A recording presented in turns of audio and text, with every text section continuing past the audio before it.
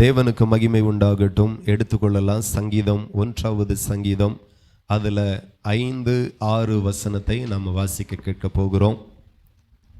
கர்த்தர் மகிமைப்படுவாராக. சங்கீதம் 1:5. ஆகையால் துன்மார்க்கர் நியாய தீர்ப்பிலும் பாவிகள் நீதிமான்களின் சபையிலும் நிலை நிற்பதில்லை. பாவிகள் நீதிமான்களின் சபையில நிலை நிற்பது இல்லை. கர்த்தர் நீதிமான்களின் வழியை அறிந்திருக்கிறார். கர்த்தர் நீதிமான்களின் வழியை அறிந்திருக்கிறார். துன்மார்க்கரின் வழியோ அழியும். துன்மார்க்கரின் வழியோ அழியும். ஹல்லேலூயா. தேவனுக்கு மகிமை உண்டாகட்டும். கர்த்தர் நம்மோடு கூட பேசுவாராக. ஹல்லேலூயா. எத்தனை பேர் கர்த்தருக்குள் சந்தோஷமா இருக்கிறீர்கள்? கர்த்தர் நம்மோடு கூட பேச போகிறார். இந்த வார்த்தை நமக்கு ஆசீர்வாதமாக இருக்கும். இந்த வார்த்தை நமக்கு பிரயோஜனமாக இருக்கும் என்று விசுவாசத்தோடு கர்த்தருடைய வார்த்தையை கவனிங்க. இந்த வார்த்தை கர்த்தருக்குள் நம்மை உருவாக்கும், கர்த்தருக்குள் நம்மை பலப்படுத்தும் என்கிறதுல சந்தேகமே இல்லை. தேவனுக்கு மகிமை உண்டாகட்டும். ஆண்டவர் சபையை எப்படி நமக்கு கற்று தந்திருக்கிறார் என்றா, இது சபை, இது தேவனுடைய வீடு. சபையை குறித்து வேதம் சொல்லுகிற சில வார்த்தைகள், இது தேவனுடைய வீடு. அல்லேலூயா. இது கர்த்தருடைய வீடு. சபையை தோட்டமாகவும் சொல்லப்பட்டு இருக்கிறது. சபை ஒரு தோட்டத்திற்கு சமம். சபை கர்த்தருடைய வீட்டிற்கு சமம். சபை நம்ம கூடி வருகிற இடம். சபை கர்த்தரை ஆராதிக்கிற இடம். இப்படி பல உதாரணங்கள் சபைக்கு சொல்லலாம். அப்படியே இந்த சபை கர்த்தருடைய தோட்டமாக இருக்கிறது என்கிற ஒரு நிலையில இன்றைக்கு கர்த்தர் நம்மோடு கூட பேசுவாராக. ஹல்லேலூயா. ஆண்டவருடைய வசனம் சொல்லுகிறது, துன்மார்க்கர் நியாய தீர்ப்பிலும் பாவிகள் நீதிமான்களின் சபையிலும் நிலை நிற்பது இல்லை என்று ஆண்டவர் சொல்லுகிறார். சபை தேவனுடைய தோட்டமாக இருக்கிறது. இந்த சபைக்கு ஒரு நாள் நாம புறம்பானவர்களாய் இருந்தோம். சபையை அறியாதவர்களாய், ருசிக்காதவர்களாய், சபையின் பிரசன்னத்தை ருசிக்காதவர்களாய், சபையின் மகிமையை அனுபவிக்காதவர்களாய் இருந்தோம். சபைக்கு புறம்பானவர்களாய் இருந்தோம். கர்த்தரோ பாவியான நம்மை இந்த சபையில கொண்டு வந்து சேர்த்தார். ஹல்லேலூயா. உங்களுக்கு ஒரு 4 ஏக்கருக்கு தோட்டம் இருக்குன்னு வச்சுக்குவோம். ஆமேன். இப்போ தோட்டத்தை குறித்து நாம் என்ன நினைப்போம் அப்படின்னா, தோட்டத்தில் நமக்கு நல்ல ஒரு செழிப்பு இருக்கணும், நல்ல நீரூற்று இருக்கணும், தோட்டத்தில் இருக்கிற மரம் செடி கொடி எல்லாம் நல்ல கனி கொடுக்கணும், நல்ல காய் காய்க்கணும், நல்ல தானியங்கள் விளைவிக்கணும், நல்ல வருமானம் வரணும், நம்ம தோட்டம் நல்ல செழிப்பாக இருக்கணும், நம்ம தோட்டம் நல்ல ஆசீர்வாதமாக இருக்கணும், நல்ல சோலையாக இருக்கணும். ஒரு மனுஷன் தனக்கு இருக்கிற தோட்டத்தை குறித்து இவ்வண்ணமாகவே நினைப்பானே அன்றி, இதை தவிர்த்து என் தோட்டம் வனாந்தர மாதிரி இருக்கணும், காஞ்சி கருவாடாக இருக்கணும், இப்படி யாரும் நினைக்கிறது இல்லை. ஆமாவா இல்லையா? ஹல்லேலூயா. 1 ஏக்கர் இடம் இருந்தாலும், 1 ஏக்கருக்கு தோட்டம் இருந்தாலும் நாம் அதை அப்படி தான் நினைப்போம். தோட்டத்தில் நல்ல கனி தரும் செடி இருக்கணும், நல்ல விளைச்சல் உண்டாகணும், நான் போட்டிருக்கிற எல்லா செடி கொடிகளில் நல்ல பலன் கிடைக்கணும். இதுதான் ஒரு எஜமானுடைய விருப்பமாக இருக்கும். இதுதான் அந்த தோட்ட எஜமானுடைய வாஞ்சையாக இருக்கும். இதற்காக அந்த எஜமான் படுகிற பாடு தோட்டத்தில் இருக்கிற செடிகளுக்கு சில நேரம் தெரியாது. அவ்வளோ பாடு அந்த எஜமான் படுவார். அப்படியே இந்த சபையாகிய இந்த தோட்டத்திற்குள்ளாய் உங்களையும் என்னையும் ஆண்டவர் வைத்து, ஆமேன், நம்மை செழிக்க பண்ண, நம்மை கனி கொடுக்கிறவர்களாய் மாற்ற, நம்மை இந்த பூமியில பெருக பண்ண அவர் செய்த தியாகம் சொல்லி மாளாததா இருக்கிறது. உங்களை மீட்கும்படி, உங்களை இரட்சிக்கும்படி, உங்களுடைய பாவங்களை கழுவும்படி, உங்களை சுத்திகரிக்கும்படி, உங்களை நல்வழிப்படுத்தும்படி இயேசு இந்த பூமியில ஒரு விலை கிரயத்தை கொடுத்திருக்கிறார் என்கிறதை சபை ஒரு நாளும் மறக்கக்கூடாது. ஹல்லேலூயா.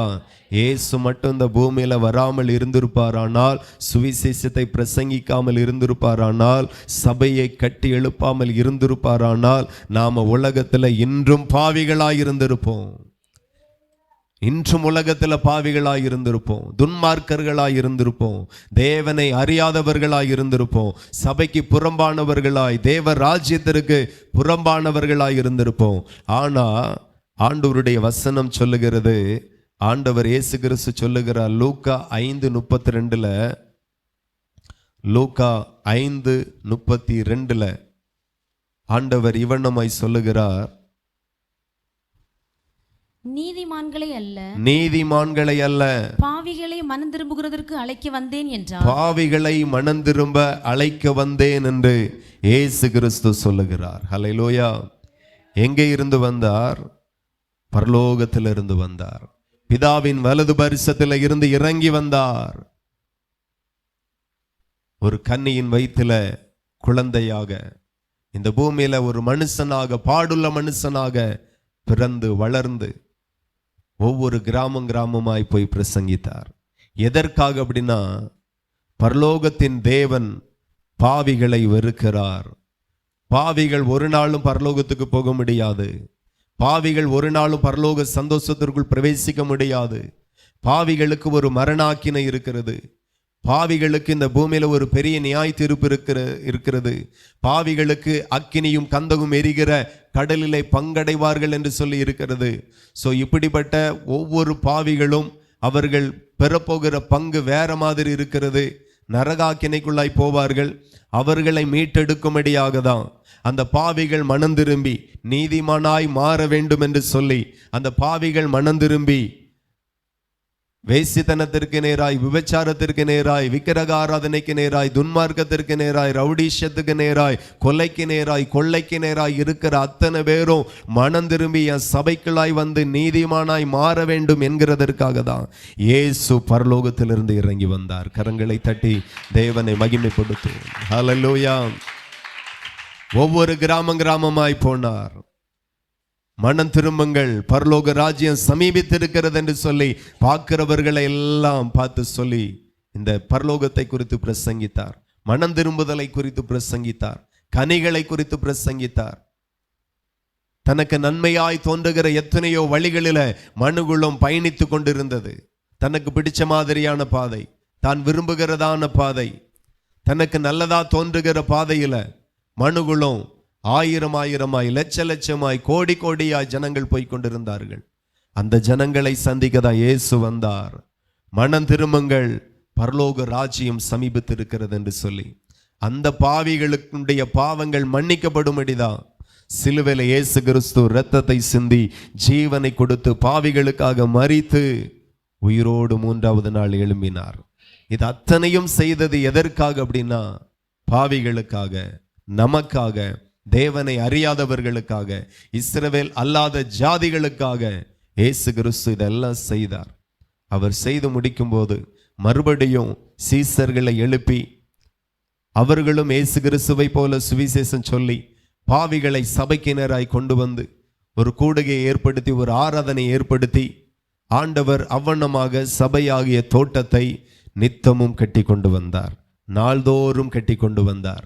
இந்த சபையில ஆண்டவர் ரட்சிக்கப்படுகிறவர்களை கர்த்தர் அனுதினமும் சபையில சேர்த்தார் என்று வேதத்துல நம்ம வாசிக்கிறோம்.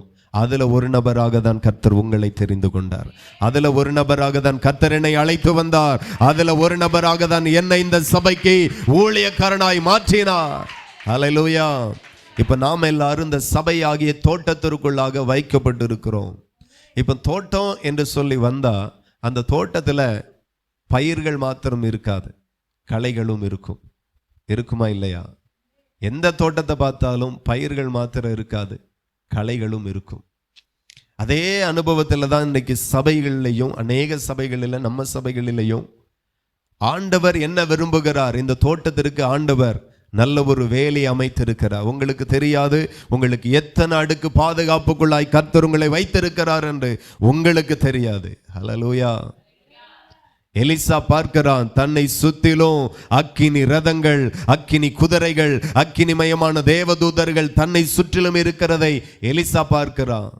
ஆனா வேலைக்காரனுக்கு இது இன்னும் தெரியல. அவன் ஜெபிக்கிறான், கர்த்தாவே இவன் பார்க்கும்படி இவன் கண்கள் திறக்கப்படுவதா. அவன் பார்க்கிறான் எத்தனை அடுக்கு பாதுகாப்புக்குள்ளாய் கர்த்தர் நம்மை வைத்திருக்கிறார் என்று. இந்த தோட்டத்திற்குள்ளாய் இருக்கிற உங்களுக்கு எத்தனையோ உயர் ரக பாதுகாப்பை கர்த்தர் வைத்திருக்கிறார்.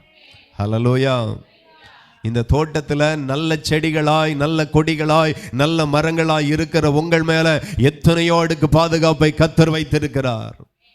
ஹல்லேலூயா. ஒரு தோட்டத்திற்கு ஆண்டவர் செய்கிற காரியம் நிறைய. தோட்டத்தில் வசனத்திற்குள்ளாய் போவோம். மத்தேயு எழுதின சுவிசேஷம் 13ஆம் அதிகாரம், மத்தேயு 13:26. பயிரானது வளர்ந்து கதிர்விட்ட போது களைகளும் காணப்பட்டது. வீட்டெஜமானுடைய வேலைக்காரர் அவரிடத்தில் வந்து, ஆண்டவனே, நீர் உமது நிலத்தின் நல்ல விதையை விதைத்தீர் அல்லவா, பின்னே அதில் களைகள் எப்படி உண்டானது என்றார்கள். அதற்கு அவன், சத்துரு அதை செய்தான் என்றான். அப்பொழுது வேலைக்காரன், நாங்கள் போய் அவைகளை பிடுங்கி போட உமக்கு சித்தமா என்று கேட்டார்கள். அதற்கு அவன், வேண்டாம், களைகளை பிடுங்கும்போது நீங்கள் கோதுமையும் கூட வேரோடு பிடுங்காதபடிக்கு இரண்டையும் அறுப்பு மட்டும் வளர விடுங்கள். அறுப்பு காலத்தில் நான் அறுக்கிறவர்களை நோக்கி, முதலாவது களைகளை பிடுங்கி அவைகளை சுட்டெரிக்கிறதற்கு கட்டுகளை கட்டுங்கள், கோதுமையோ என் களஞ்சியத்தில் சேர்ந்து வையுங்கள் என்பேன் என்று சொன்னான் என்றார். ஹல்லேலூயா. இந்த இடத்துல ஒரு உவமையை ஆண்டவர் சபைக்கு தெரியப்படுத்துகிறார். அங்கே என்ன அப்படின்னா, இந்த இடத்துல நம்ம வாசிக்கிறோம், பயிரானது வளர்ந்து கதிர்விட்ட போது களைகளும் காணப்பட்டது. ஹல்லேலூயா. ஆண்டவர் சபையில கொண்டு வந்த அத்தனை பேரும் நல்ல பயிர்களாக தான் கர்த்தர் வெளியிருந்து நம்மை கொண்டு வந்தார். ஹல்லேலூயா. நல்ல கனி கொடுக்கும் அப்படின்னு தான் ஆண்டவர் சபையில நம்மை நிலை நிறுத்தினார். நல்ல கனிகள் வரும், நல்ல பயிர், நல்ல வகையான மரம், நல்ல வகையான கொடி, நல்ல வகையான செடி. அப்படிதான் நினைச்சு ஆண்டவர் நம்மை சபையில நிலை நிறுத்தினார், நிலை நாட்டினார். சபையில நிலை நிறுத்தின அத்தனை பேருக்கும் ஒரு தோட்டத்திற்கு ஒரு எஜமானன் என்னென்ன வேலை செய்கிறானோ அத்தனையும் கர்த்தர் நமக்கு செய்தார். ஒரு தோட்டத்திற்கு வேலை என்கிறது ரொம்ப முக்கியம். கர்த்தர் நம்மை தேவ தூதர்களை கொண்டு இன்றைக்கு வேலையடித்து நம்மை பாதுகாக்கிறார். கர்த்தர் தேவ தூதர்களை கொண்டு உங்களையும் உங்கள் குடும்பத்தையும் பாதுகாக்கிறார். உங்களையும் உங்கள் பிள்ளைகளை பாதுகாக்கிறார். உங்களுக்கு உண்டான எல்லாவற்றையும் அவர் பாதுகாக்கிறார். யோபுவையும் அவனுக்கு உண்டான எல்லாவற்றையும் ஆண்டவர் வேலி அடைத்திருந்தார் என்று சொல்லப்பட்டு இருக்கிறது. இன்றைக்கு கர்த்தர் உங்கள் மேல உங்களை சுற்றிலும் ஒரு வேலியை வைத்திருக்கிறார். இந்த தோட்டத்திற்குள்ளாய் இருக்கிற, இந்த சபையாகிய தோட்டத்திற்குள்ளாய் இருக்கிற அத்தனை பேருக்கும் ஒரு வேலியை கர்த்தர் அமைத்திருக்கிறார். மந்தைக்குள்ளாய் இருக்கிறது வரைக்கும் தான் பாதுகாப்பு. மந்தை விட்டு வெளியே போகும்போது, மந்தையினுடைய தொடர்பு இல்லாமல் இருக்கிறவர்களுக்கு அல்ல, மந்தையோடு ஐக்கியமாய் இருக்கிறவர்களுக்கு இந்த பாதுகாப்பு இல்லை. இப்போ ஒரு சபைக்கு, ஒரு சபையாகிய தோட்டத்திற்கு ஆண்டவர் வேலி அடிக்கிறார். அதே போல சபையாகிய தோட்டத்திற்கு தண்ணீர் பாய்ச்சுகிறார். ஹல்லேலூயா. அதுதான் பரிசுத்த ஆவியானவரை தண்ணீருக்கு ஒப்புமையாய் சொல்லப்பட்டு இருக்கிறது, மழைக்கு ஒப்புமையாய் சொல்லப்பட்டு இருக்கிறது, பெருமழைக்கு ஒப்புமையாய் சொல்லப்பட்டு இருக்கிறது, மேகத்துக்கு ஒப்புமையாய் சொல்லப்பட்டு இருக்கிறது, அக்னி ஸ்தம்பத்திற்கு ஒப்புமையாய் சொல்லப்பட்டு இருக்கிறது. சபைக்கு தண்ணீராக, ஜீவ நீரூற்றாக பரிசுத்த ஆவியானவர் நமக்கு இருக்கிறார். ஹல்லேலூயா. இப்ப நல்லா கவனிக்கணும், எல்லாரையும் நல்ல கனி கொடுப்பார்கள். நல்ல கனிகள், நல்ல கனி தரும் செடி, நல்ல கனி தரும் கொடி, நல்ல கனி தரும் மரம் என்றே கர்த்தர் நிலை நாட்டினார், நிலை நிறுத்தினார், வேலி அடித்தார், தண்ணீர் பாய்ச்சினார், பராமரிக்க ஒரு தோட்டக்காரனையும் ஏற்படுத்தினார், அவனுக்கு கூலி கொடுத்தார். எல்லாம் ஓகே தான். அங்கே ஒரு மனுஷன் கர்த்தரிடத்துல கேட்கிறான், பயிரானது வளர்ந்து கதிர்விட்ட போது களைகள் காணப்பட்டது. எப்படி களைகள் வந்தது? எப்படி களையா மாறிச்சு விதைகள்? ஒரு கேள்வி. இன்னைக்கும் சபைகளில் இருக்கிற அநேக சபைகளிலேயும் நம்ம சபைகளிலேயும் சிலர் ஆண்டவர் எதிர்பார்க்கிற கனிகள், எதிர்பார்க்கிற பயிர்கள், எதிர்பார்க்கிற நன்மைகள் அநேகருக்குள்ளாக இல்லாததை கண்டு கர்த்தர் வேதனைப்படுகிறார். ஹல்லேலூயா. தேவன் உங்களிடத்தில் எதிர்பார்க்கிற அநேக கனிகள் நம்மிடத்தில் இல்லை. இன்னைக்கும் ரட்சிப்புக்குள்ளாய் வராத சிலர் அப்படியே இருக்கிறீங்க. தேவனுக்குள்ளாய் நெருங்கி வர முடியல, தேவ அபிஷேகத்துக்குள்ளாய் நெருங்கி வர முடியல. இன்னைக்கும் இருக்கிற மாதிரியே இருக்கிறோம். எனக்கு ஒரு ஃபாரஸ்ட் ஆபீசர் வந்து ஒரு 2 சந்தன மரத்தை தந்தார். அல்லேலூயா. இதை வைங்க, அடுத்து 20 வருஷத்துல உங்களுக்கு இந்த செடி லட்சங்களை தரும் அப்படின்னார். நானும் பரவாயில்ல அப்படின்னு சொல்லிட்டு ஒரு 15 வருஷம் 10 வருஷத்துக்கு முன்னாடி, அப்போ இன்னைக்கு வச்சா நம்ம பிள்ளைக்கு மேரேஜுக்கு ஆகும் அப்படின்னு நினச்சி செட்டிக்குளம் வீட்டில் ராதாபுரத்தில் வச்சா சிக்கல், நாளைக்கு 2 விசுவாசி எங்கள் சபைக்குள்ளதுன்னு சொல்லும், அந்த வம்பு எதுக்கு அப்படின்னு சொல்லி மெனக்கெட்டு காரில் கொண்டு போய் செட்டிக்குளம் வீட்டு காம்பவுண்டில் வச்சுட்டு 1 மாதம் கழித்து பார்க்குறேன், செடி அப்படியே இருக்குது 1 அடி ஜானில். 2 மாதம் கழித்து போனேன், செடி அப்படியே தான் இருக்குது. எங்கள் அப்பாட்ட சொன்னேன், தண்ணி ஊத்துறீங்களா ஊற்றலையா? எல்லா செடிகளும் நல்லா இருக்குது, சந்தன மரம் மட்டும் இப்படி இருக்கே அப்படின்னு. ஒரு நாள் கூட அதுக்கு தண்ணி ஊற்றாமல் இல்லை, உரம் போடாமல் இல்லை, அதை பாதுகாத்து அழகாக வச்சுருக்கேன் அப்படின்னாரு. 3ஆவது மாதம் கழித்து போகிறேன், செடி அப்படியே தான் இருக்குது. உடனே அந்த ஃபாரஸ்ட் ஆஃபீஸருக்கு ஃபோன் பண்ணேன், ஐயா நீங்கள் தந்த சந்தன மரம் நல்லா பராமரித்து நல்லா வச்சுருக்கோம், 3 மாதம் ஆச்சு, எக்ஸ்ட்ரா ஒரு இலை கூட அதில் வரல அப்படின்னேன். அவர் சொன்னார், பிடிங்கி போட்டுருங்க அப்படின்னார். ஏன் அப்படின்னு, இவ்வளோ நாள் வளராதது என்னமோ வளராது அப்படின்னார். ஒருவேளை மண்ணு மிஸ்டேக்கோ சூழ்நிலை மிஸ்டேக்கோ தெரியலை, இனி வராது அப்படின்னார். அல்லேலூயா. எனக்கு அவ்வளோ சங்கடமாச்சு. இதையா நம்ம காரில் கொண்டு போய் அங்கே வச்சோம், இதையா நம்ம காவல் கிணறுலேருந்து வாங்கிட்டு வந்தோம். ரொம்ப சங்கடம். எஜமானனாகி எனக்கு பெருத்த ஏமாற்றம். இன்னைக்கு சபைகளில் இருக்கிற அநேகரை குறித்து ஆண்டவருக்கு பெருத்த ஏமாற்றம், பெரிய மன உளைச்சல். அநேக வாலிப பிள்ளைகளை குறித்து மன உளைச்சல், ஆண்டவருக்கு வேதனை. அது கனிகளாய் எழும்பும் என்று சொல்லி ஆண்டவர் எதிர்பார்த்தார். நல்ல விளைச்சல் தரும் என்று ஆண்டவர் எதிர்பார்த்தார்.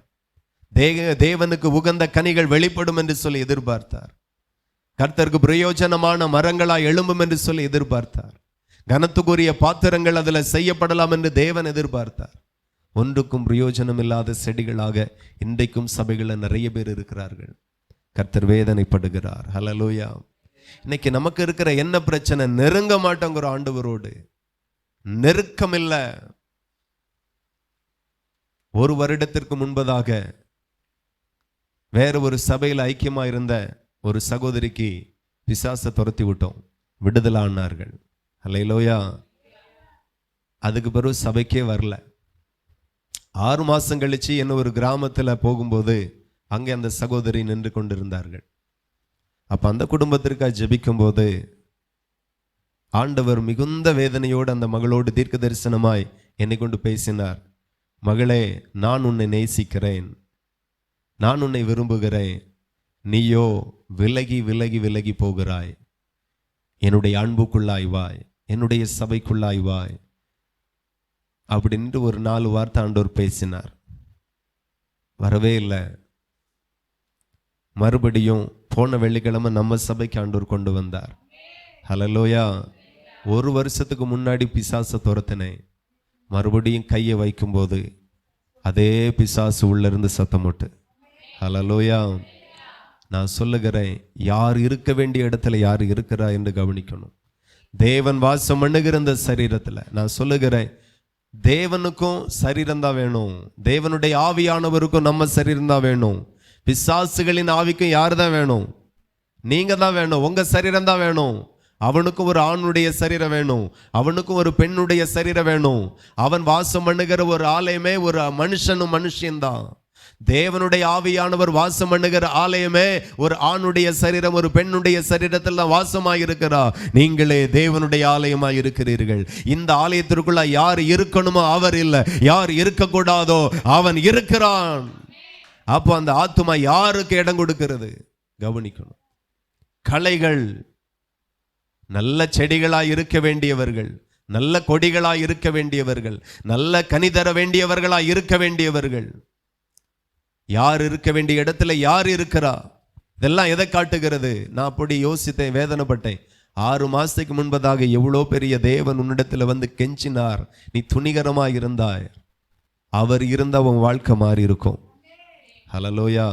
நான் சொல்லுகிறேன், பிசாசு கொல்லவும் அழிக்கவும் வருவானே அன்றி அவன் வேற ஒன்றுக்கும் வரமாட்டான். ஆனா இயேசு கிறிஸ்துவோ ஜீவனை கொடுக்க, அது பரிபூரணம் அடைய, உன்னை வாழ வைக்க, உன்னை ஆசீர்வதிக்க, உன்னை நித்திய ஜீவனுக்கு கொண்டு போய் சேர்க்க மாத்திரமே அவர் வருகிறார். ஹல்லேலூயா. ஆமா, பொல்லாத ஆவி நம்ம வாழையே விடாது, அழகழிச்சு கொண்டுரும். இன்னைக்கு நிறைய பேர் கர்த்தரிடத்துல நெருங்குகிறது இல்லை. நான் சொல்லுகிறேன், தேவனோடு நெருங்குங்க, கர்த்தரோடு நெருங்குங்க. ஆண்டவர் ஒரு லிமிட் அளவு தான் பேசுவார். ரொம்ப அவங்கள கட்டாயப்படுத்தி, எம்மா வாலிப பிள்ளைய வந்துடுமா, 2 நேரம் சொல்லுவார், 3 நேரம் சொல்லுவார், 4 நேரம் சொல்லுவார், அவ்வளோதான். அதுக்கு பிறகு நீங்களாக தான் பிடிச்சுக்கணும். ட்ரெயின் இத்தனை மணிக்கு வரும், இத்தனை மணிக்கு கிளம்பும், அந்த டைமுக்குள்ள நீங்க அங்க போய் நிற்கணும். ட்ரெயின் வரும்போது யாரும் சொல்ல மாட்டாங்க ஏறுங்க இறங்குங்க, நீங்க தான் ஏறணும், நீங்க தான் அந்த டைமுக்கு போய் நிற்கணும். ஆண்டவர் எல்லாரையும் அழைக்கிறார், எல்லாரையும் நேசிக்கிறார், எல்லாரையும் எஜமானுடைய சந்தோஷத்திற்குள்ளாய் அழைக்கிறார். சிலர் சாக்கு போக்கு சொல்றாங்க, ஜபிக்கவே முடியல சாக்கு போக்கு, ஆராதனைக்கு வரவே முடியல சாக்கு போக்கு, வரவே முடியாது. எழுதி வச்சுக்கோங்க, நீங்களா ரிஸ்க் எடுத்து, நீங்களா பிரயாசப்பட்டு, நீங்களா போராடினாதான் ஆராதனைக்கு வர முடியும், இல்லைன்னா வர முடியாது. காலத்தை பார்த்தா நீங்க போதகராக வேண்டி நீங்கள், உங்களில் அநேகர் குழந்தைகளாய் நீங்கள் இருக்கிறீர்கள். தேவன் உங்களை சீசர்களாய் பார்க்க விரும்புகிறார். நீங்களோ இன்னும் சபைக்கும் தேவனுக்கும் அந்நியர்களைப் போலவே இருக்கிறீர்கள். ஹல்லேலூயா. தேவன் நம்மளிடத்துல நிறைய எதிர்பார்க்கிறார். தேவன் பாருங்க, வசனங்களை சொல்லிடுவார், வேதத்தை உங்க கருத்துல தந்துருவார். நீங்க தான் இவ்வளோ பெரிய தேவனுக்கு நான் எப்படி என்ன மாற்ற முடியும், எப்படி நான் மாற முடியும், எவ்வளோ மாற முடியும், நீங்க தான் உங்களை மாற்றணும், நீங்க தான் உங்களை மாற்றணும். என் ஆத்துமாவை அடக்கி அமர பண்ணினேன் என்று சொல்லுகிறார். நீங்க தான் தேவனுக்கு உங்களை அடக்கணும், அமர பண்ணணும். உட்காரு 1 மணி நேரம் ஜெபம் பண்ணு, உட்காரு ஆராதனை 2.5 மணி நேரம் இரு, உங்களை நீங்கள் அடக்கணும். ஹல்லேலூயா. பிசாசு அப்படி இல்லை, கையை பிடிச்சி இழுப்பான், இன்ட்ரெஸ்ட் பண்ணுவான், உற்சாகப்படுத்துவான். ஆகையினால தான் செல்போனில் இருக்கும்போது நமக்கு போரே அடிக்காது. ஹல்லேலூயா. ஒரு சிரமமும் இருக்காது. இந்த 2.5 மணி ஆராதனை எத்தனை பேர் முதுகு என்ன பாடுபடுது, இடுப்பு என்ன பாடுபடுது, முதுகெலும்புல வலிக்குது, காலெல்லாம் கஷ்டமா இருக்கு, என்ன கஷ்டப்படுறோம். ஒரு வாலிப தம்பி இப்படியே வச்சுட்டு 2 மணி நேரம் இருக்கிறான் பாருங்க, அவ்வளோ இன்ட்ரெஸ்ட் பண்றான், அவ்வளோ உற்சாகப்படுத்துறான். அது அவனுக்கு கஷ்டமாவே இல்லை. பிசாசு அவனை கொஞ்சம் கொஞ்சமா இழுக்கிறான். நீ இந்த பக்கம் வந்துரு, அவரை பார்க்காத இவனை பார், அவரை பார்க்காத இவளை பார், நீ அங்கே சத்தியத்தை பார்க்காத உலகத்தை பார் என்று சொல்லி எவ்வளவு பிரித்தெடுக்க முடியுமோ அவ்வளோ பிரித்தெடுக்கிறான், இழுக்கிறான். இன்னைக்கு அவனுடைய வஞ்சகத்துல நிறைய பேர் இருக்கிறீங்க. சபையில ஏன் வாரோம், ஏன் இருக்கிறோம், கர்த்தர் எதற்கு கொண்டு வந்திருக்கிறார், அந்த அடிப்படையே தெரியாம நிறைய பேர் களைகளை போல என்கிற நிலையில இருக்கிறோம். எவ்வளவோ உபதேசியாச்சு, பல வருஷமாச்சு, இன்னும் பரிசுத்த ஆவியானவர் இல்லை. பல வருஷமாச்சு அந்நிய பாஷை இல்லை.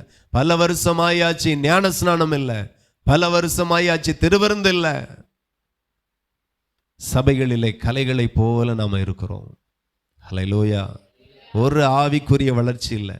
நான் சொல்லுகிறேன், நம்ம ஆசீர்வாதமே முதல்ல கர்த்தருக்குள் வளர்கிறது தான். கர்த்தருக்குள் வளர்ந்தாலே மற்ற எல்லாவற்றிலையும் நீனும் குடும்பமும் வளரும்படி தேவன் இரக்கம் செய்வா.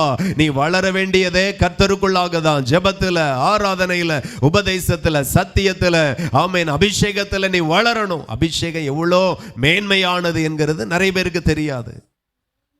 ஹல்லேலூயா. உங்களுக்கெல்லாம் அகோரிகளை குறித்து எத்தனை பேருக்கு தெரியும், கேள்விப்பட்டிருக்கீங்கன்னு எனக்கு தெரியாது. ஆனால் நீங்கள் யூடியூப்பில் போய் அகோரிகள்னு சொல்லி அடிச்சு பாருங்க. அவர்கள் தன்னுடைய வல்லமைகளை தன்னுடைய தேவத்திடத்திலிருந்து பெற்றுக்கொள்ளும்படி, அதிகாரத்தை பெற்றுக்கொள்ளும்படி என்னென்ன செய்கிறார்கள் என்று தெரியுமா? கங்கை நதிகளில் மிதந்து வரக்கூடிய செத்த மனிதர்களுடைய பிரேதத்தை இழுத்து கொண்டு வைத்து அது மேலே உட்கார்ந்து தவம் செய்கிறார்கள், வல்லமை கிடைக்கும் என்று. அதனுடைய அந்த பிரேதத்தை அறுத்து சாப்பிடுகிறார்கள், வல்லமை கிடைக்கும் என்று சொல்லி. ஒரு மனுஷன் தேவனுடைய வல்லமையை பிறகு அவன் போராடுகிறது என்ன, பிரயாசப்படுகிறது என்ன, உழைக்கிறது என்ன, என்னென்னலாமோ செய்து பார்க்கிறான். இன்னும் சபை பலிபீடத்திலிருந்து சொல்ல முடியாத காரியம் எல்லாம் அங்கே இருக்கிறது. நான் சொல்லுகிறேன், என் தேவனுடைய வல்லமை தான் பரிசுத்த ஆவியானவர். கரங்களை தட்டி தேவனை மகிமைப்படுத்துங்க. ஹல்லேலூயா. நாம ஒரு வல்லமை பெறுகிறோம் அப்படின்னா அதுதான் பரிசுத்த ஆவியானவர். அதுக்கு தான் சீசர்கள் காத்திருந்தார்கள், மேல் வீட்டு அறையில காத்திருந்தார்கள், தாகமாயிருந்தார்கள். சிலர் 2 நாள் காத்திருந்தாங்க, வீட்டுக்கு போயிட்டாங்க. சிலர் 5 நாள் காத்திருந்தாங்க, வீட்டுக்கு போயிட்டாங்க. சிலர் கிடைக்கிறது வரைக்கும் காத்திருந்தார்கள். ஹல்லேலூயா. பெந்தெகோஸ்தே நாள் வந்தது, தாகத்தோடு வாஞ்சையோடு எதிர்பார்ப்போடு ஆமென் காத்திருந்த அத்தனை பேர் மேலையும் பரிசுத்த ஆவியானவர் வல்லமையாய் ஊற்றப்பட்டார். அக்கினி மயமான நாவுகள் அவர்கள் மேல வந்தது. அந்நிய பாஷைகளை பேசினார்கள். வரங்கள் ஆபரேட் ஆக ஆரம்பித்தது. வல்லமைகள் செயல்பட ஆரம்பித்தது. எத்தனை பேர் விரும்புகிறீர்கள் நான் தேவனுக்கென்று வல்லமையான கருவியாய் மாற வேண்டும் என்று சொல்லி? ஹல்லேலூயா. இன்னைக்கு விசுவாசிகள் என்று சொல்லி பெயர், நமக்கு தேவனுடைய சபையில உள்ள அங்கம் கிறிஸ்தவர்கள் என்று சொல்லி பெயர் இருக்கு. ஆனா கிறிஸ்துவனுடைய எந்த அதிகாரமும் நம்மளிடத்துல இல்லை, வளர்ச்சி இல்லை. சபையில நாட்டமட்ட மாதிரியே இருக்கிறோம். உங்க வீட்டுல நடப்படக்கூடிய ஒரு செடி வச்ச மாதிரியே இருக்கு, கடைசி வரைக்கும் பூ வரல, காய் வரல, கனி வரலன்னா எவ்வளவு வருத்தமா இருக்கும். இயேசு பிதாவாகிய தேவன் தன்னுடைய ஒரே பேரான குமாரனாகிய இயேசு கிறிஸ்துவை இந்த சபைக்கு தந்தார், ஜீவனை தந்தார். பிதாவானவர் தன்னுடைய ஆவியானவரையே தந்தார். ஹல்லேலூயா. நமக்குள்ளாக ஒரு ஆவி இருக்கிறது. இந்த ஆவி என்னைக்கு போகுதோ அன்னைக்கு நம்ம செத்து போயிடுவோம். கரெக்டு தானே? ஹல்லேலூயா. பிதாவாகிய தேவன் தன்னுடைய ஆவியை தந்திருக்கிறார் சபைக்கு, ஜீவனையே தந்திருக்கிறார் சபைக்கு. அவருடைய ஜீவன் உனக்குள்ளாய் இருக்கிறது. அந்த ஜீவன் உன்னை வாழ வைக்கும். அந்த ஆவியானவர் உன்னை வாழ வைப்பார். பொல்லாத ஆவிகளில் இன்னைக்கு அலகழிக்கப்பட்டு கொண்டிருக்கிறோம். இன்னைக்கு நிறைய விசுவாசிகளுக்கு கெட்ட சொப்பனம் வருது.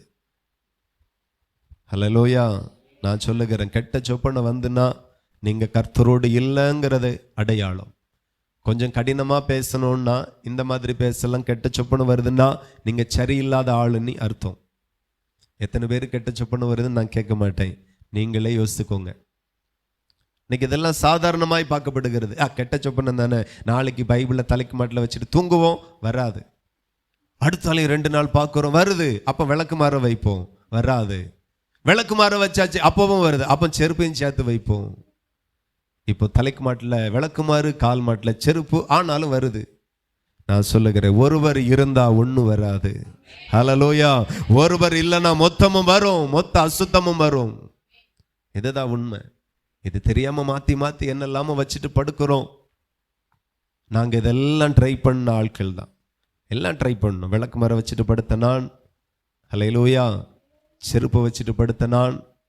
ஒரு ஆள் சொல்லிச்சு, நல்ல அருவா வச்சுட்டு பட்டு மருமோன்னு, வரவே வராது. ஹல்லேலூயா. அருவாயும் வச்சுட்டு படுத்தேன், ஆனாச்சு வந்து. அப்போ தான் நான் நினச்சேன், அருவால சாணம் இல்லை, நல்ல ஷார்ப் இல்லை, நாளைக்கு நல்லா தீட்டி வைப்போம். இந்த ஷார்ப்னஸை பார்த்துட்டு அவன் வரமாட்டான் அப்படின்னா 2 பேர் வந்து நிற்கினாங்க. இன்னும் சொல்ல முடியலை. ஆனால் என்னைக்கு அப்பா எனக்குள் வந்தாரோ அதுக்கு பிறகு ஒரு துணையும் காணும். ஹல்லேலூயா. கழுத்தை நெரிக்கிற ஆவிகளை காணோம். சொப்பனத்தில் என்ன துரத்தின ஆவிகளை காணோம். அந்த ஆவிகள் விளக்குமாருக்கு பயப்படுகிற ஆவிகள் அல்ல, இயேசுவின் இரத்தத்திற்கே பயந்து நடுங்குகிற ஆவிகள், பிதாவாகிய தேவனுடைய ஆவியானவருக்கே பயந்து நடுங்குகிற ஆவிகள். அந்த ஆவிகளை நீ விளக்குமாற வச்சு விரட்ட முடியாது, செருப்பை வச்சு விரட்ட முடியாது, ஆவியானவர் வச்சு தான் விரட்ட முடியும். இன்னைக்கு நிறைய பேர் சபைகளில் உணராமல் புரியாமல் இருக்கிறார்கள். கலைகளை போல இன்னும் மாறல. வருஷங்கள் போகுது, நாட்கள் போகுது. ஆண்டவருடைய வருகை மிகவும் சமீபமாயிட்டே இருக்கிறது. ஆயத்தம் இல்லை, சரியான ஆராதனை இல்லை, இடைவிடாமல் ஜெபம் இல்லை, இடைவிடாத வேத வாசிப்பு இல்லை, இடைவிடாத ஆராதனை இல்லை. எல்லாம் பேருக்கு பேருக்கு பேருக்கு. ஏதோ போனோமா, அட்டெண்டன்ஸ் போட்டோமா, காணிக்க போட்டோமா, சரி ஒரு ஜெபம் பண்ணணுமா, வந்தோமா, இப்படியே தான் நாட்கள் போயிட்டே இருக்கிறது. தேவனுக்காக என்னைக்கு எழும்புவோம், என்னைக்கு பிரகாசிப்போம், என்னைக்கு கனி கொடுப்போம், என்னைக்கு நீ உங்களுடைய சரீரத்தை தேவனுடைய ஆலயமாய் மாற்றுவீர்கள். ஹல்லேலூயா. ஆமா, ராஜா சகோதரர் தன்னுடைய சரீரத்தை தேவனுடைய ஆலயமாய் மாற்றினார்கள். சும்மா வராது பரிசுத்த ஆவியானவர். நீங்க தாகமா துதிக்கணும், தாகமா கைத்தட்டணும், எனக்கு வேணும். நீ தாகமா இருந்தா தாகம் உள்ளவன் மேல தண்ணீரை ஊற்ற கர்த்தர் உண்மை உள்ளவராய் இருப்பார். அவருக்கு தான் வரும், இவருக்கு தான் வரும், இந்த அக்காளுக்கு தான் கிடைக்கும், அப்படியே கிடையாது. இன்னைக்கு ஆவியானவரை அறியாமல் இருக்கிறோம். அதுதான் சபைக்கு இருக்கிற சாபக்கேடு. ஆவியானவர் அவரை போல உங்களை மாற்றுவார். ஹல்லேலூயா. மதுபான ஒரு மனுஷனுக்குள்ளாய் போகும்போது அதுபோலவே மாற்றுது. வாயெல்லாம் உளருது, எங்க போகணும்னு தெரிய மாட்டேங்க, எங்க படுக்கன்னு தெரிய மாட்டேங்க, என்ன செய்யணும்னு தெரிய மாட்டேங்க, பைத்தியமாய் மாற்றுது. ஆனால் ஆவியானவர் உன் வாழ்க்கையை மாற்றுவார். இன்னைக்கு சபைக்குள்ளா இருக்கிறவர்கள் இருக்கிற மாதிரியே இருக்காதுங்க. ஒரு வருஷத்துக்குள்ளா எனக்கு வந்த மாற்றங்கள் என்ன, எனக்கு கிடைச்ச கிருபைகள் என்ன, நான் வளர்ந்திருக்கிற அபிஷேக அளவு என்ன, நான் அபிஷேகத்தில் எவ்வளவு வளர்ந்திருக்கிறேன், கிருபையில எவ்வளவு வளர்ந்திருக்கிறேன், வரங்களில் எவ்வளவு வளர்ந்திருக்கிறேன், கர்த்தருடைய உபதேசத்தில் எவ்வளவு வளர்ந்திருக்கிறேன். உங்க வளர்ச்சியை நீங்க கண்காணிக்கணும். வார பரீட்சையை நாம யோசிக்கிறோம், எவ்வளவு மார்க்கு, மாதந்தோறும் வைக்கிற எக்ஸாமில் நம்ம பார்க்கிறோம் எவ்வளவு மார்க்கு, காலாண்டு தேர்வு அரையாண்டு தேர்வு எல்லாம் பார்க்கிறோம் எவ்வளவு மார்க் வந்திருக்கு. நான் சொல்லுகிறேன், அதே போலதான் ஒவ்வொரு வருஷமும் உங்க வளர்ச்சி கர்த்தருக்குள் இருப்பதாக. நாம போன வருஷம் எவ்வளவு சம்பாத்தியம் பண்ணோம், இந்த வருஷம் ஒன்றும் இல்லையே, வருமானத்தை கணக்கு பண்ணிக்கிட்டு இருக்கிறோம், படிப்பில் வரக்கூடிய மார்க்கை கணக்கு பண்ணிக்கிட்டு இருக்கிறோம். நான் சொல்லுகிறேன், நல்லது, அதெல்லாம் கணக்கு பாருங்க, கணக்கு பார்த்து செலவழிக்க தப்பு இல்லை. ஆனா அதுல இருக்கிற கணக்கு ஆவிக்குரிய வாழ்க்கைக்கு வருவதாக. நான் ஏன் இருக்கிறவனாகவே இருக்கிறவளாகவே இருக்கிறேன், அப்படி இருக்கிறதுனால எஜமானுக்கு என்ன லாபம் என்று சொல்லி பார்க்கணும். நீங்க பயிர்களா இருக்க போறீங்களா இல்ல களைகளா இருக்க போறீங்களா? கடைசி வரைக்கும் இப்படியே வருவோம் பாஸ்டர், நாங்க இப்படிதான் இருப்போம், எங்களை எவனாலையும் மாற்ற முடியாது, எவனுக்காகவும் நாங்க மாற மாட்டோம், நாங்க இப்படிதான் இருப்போம். அல்லேலூயா. நேற்று ஒரு பையன் வேலைக்கு போறான், பார்த்துட்டே இருக்கிறேன். கம்பெனி வேலைன்ன உடனே எவ்வளவு அழகா முடி வெட்டியிருக்கான். நம்ம இங்க வசனத்தை சொல்லி முடிய வெட்டு, உன்னை பார்த்தா தெய்வீகமா இருக்கணும், உன்னை பார்த்தா வில்ல மாதிரி இருக்கக்கூடாது, சினிமாவில் வரக்கூடிய ரவுடி மாதிரி இருக்கக்கூடாது, நல்லா முடி வெட்டுன்னு சொல்லி சொல்லி பார்த்தேன், கேட்கல. அப்படிதானே சொன்னா சொல்லலையா? சொன்ன கேட்கல. ஆனா நேற்றுக்கு வேலைக்கு போறோம், அழகா முடி வெட்டி நல்ல ஆபீசர் மாதிரி டிப்டாப்பா போறான். ரவுடி பையன் மாதிரி போக வேண்டியதானே? மாறுகிறான் பாருங்க, கம்பெனிக்கு ஏற்ற மாதிரி மாறுகிறான், வேலைக்கு ஏற்ற மாதிரி மாறுகிறான். நான் சொல்லுகிறேன், நல்லது, இப்போவாச்சும் மாறினானே, ஒரு கம்பெனிக்காக மாறுகிறாய். இயேசுவுக்காய் மாறினா அவர் எவ்வளவு சந்தோஷப்பட்டிருப்பார். எத்தனை பேருக்கு மண்டில யாருது? ஹல்லேலூயா. என் மாற்றங்கள் அவருக்காய் இருப்பதாக, என் வாழ்வு அவருக்காய் இருப்பதாக, என் ஜீவியம் அவருக்காய் இருப்பதாக, என் சரீரம் அவருக்காய் இருப்பதாக, என்னுடைய எல்லாமே அவருக்காய் மாறுவதாக மாறுவதாக. நீ எவனுக்கையோ மாறுகிறாய், யார் யாருக்காகவோ மாறுகிறாய், எதற்காகவோ நீ மாறுகிறாய். அந்த மாற்றம் எதற்கு? படைத்தவருக்காக நான் மாறாமல் யாருக்கையாவோ மாறுகிறோம். நான் மறுபடியும் சொல்லுகிறேன், தேவனுக்காய் மாறுங்க. ஹல்லேலூயா. தேவனுக்காய் மாறுங்க, கர்த்தருக்காய் மாறுங்க, படைத்தவருக்காய் மாறுங்க. கர்த்தர் நல்லவர். தேவனுக்காய் ஒப்பு கொடுங்க. நம்ம தோற்றம், நம்முடைய சாயல் நம்மளை பார்த்தாலே தெரியணும், தெய்வீகமாய் தெரியணும். அல்லேலூயா. ஆமா, நம்மளை பார்த்தாலே தெய்வீகமாய் தேவனுடைய பிள்ளைகளை போல நம்மளுடைய அலங்கரிப்பு, நம்மளுடைய ஸ்டைல், நடை, பேச்சு எல்லாம் ஏசப்பாவை வெளிப்படுத்தணும். எத்தனை பேர் விரும்புகிறீர்கள்? ஹல்லேலூயா. நிறைய வாலிப பிள்ளைகள் அப்படி மாறணும், இயேசுவை போல.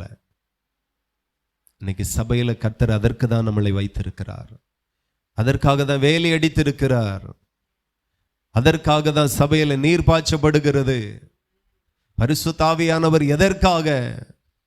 உன்னை செழிப்பாய் மாற்றும்படி, கர்த்தருக்குள் பிரகாசிக்கும்படி, நீ எழும்பும்படி, உதிக்கிற உன் ஒளியின் இடத்துல ராஜாக்களை நடந்து வர பண்ணும்படி பரிசுத்த ஆவியானவரை கர்த்தர் தந்திருக்கிறார்.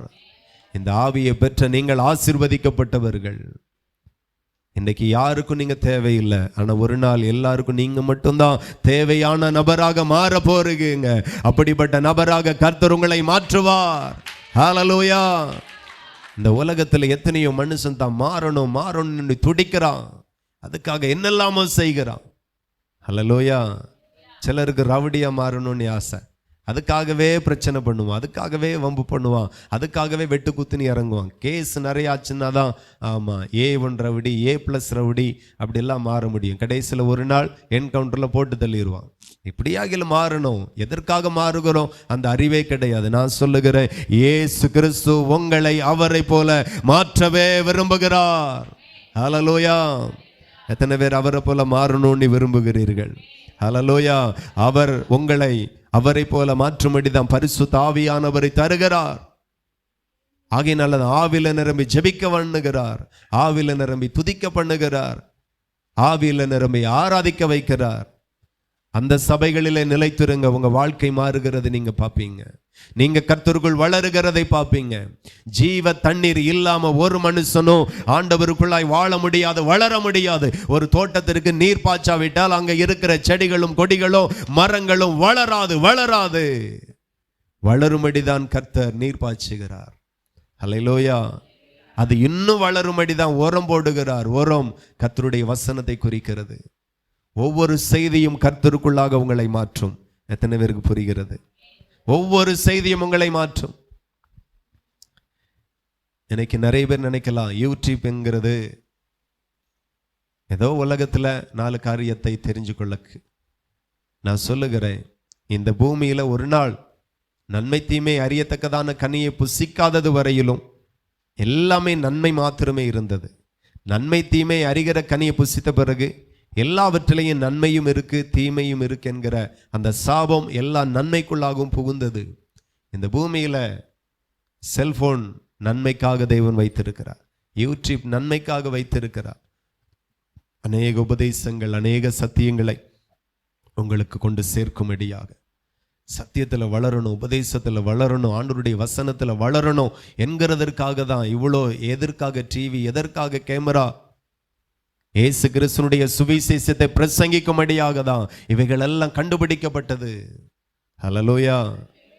இயேசு சப்பனி எப்படி நடக்க பண்ணுகிறா, எங்கேயோ ஒரு இடத்துல நடக்கிறதை உலகத்திற்கு காட்டும்படியாக தான் கேமராவை கண்டுபிடித்தார்கள், டிவியை கண்டுபிடித்தார்கள். உலகத்தை அனுபவிக்காக அல்ல, ஆபாசத்தை ரசிக்கும்படியாக அல்ல.